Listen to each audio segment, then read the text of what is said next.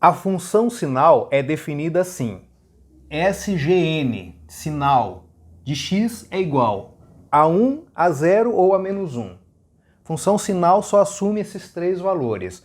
Vai ser 1 caso x seja positivo, 0 se x for igual a 0 e menos 1 se x for um número negativo. Vamos encontrar os limites laterais quando x tende a 0 do módulo da função sinal de x.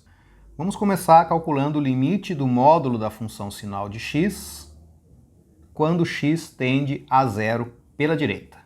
Se x tende a 0 pela direita, então x é maior do que 0. X é maior do que 0. Mas quando x é maior do que 0, olha aqui, ó, quando x é maior do que 0, a função sinal aplicada em x é igual a 1. Então aqui vai ficar limite, quando x tende a 0 pela direita, do módulo de 1. Módulo de 1 é 1. Limite, quando x tende a 0 pela direita, de 1.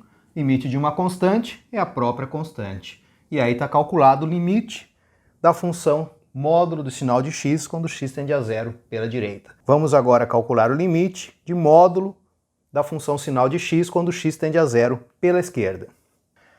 Se x está tendendo a 0 pela esquerda, que é o que acontece aqui nesse limite, então o x é menor do que o 0. Quando x é menor do que o 0, você tem essa situação aqui, ó. Então a função sinal de x vai ser igual a menos 1. Esse limite vai ser o limite do módulo de menos 1, quando x tende a 0 pela esquerda. Mas módulo de menos 1 é 1.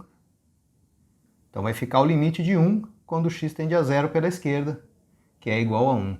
E finalmente, como os dois limites laterais são iguais a 1, eu posso concluir que limite do módulo de sinal de x quando x tende a 0 é igual a 1 também. E isso finaliza a resolução do exercício.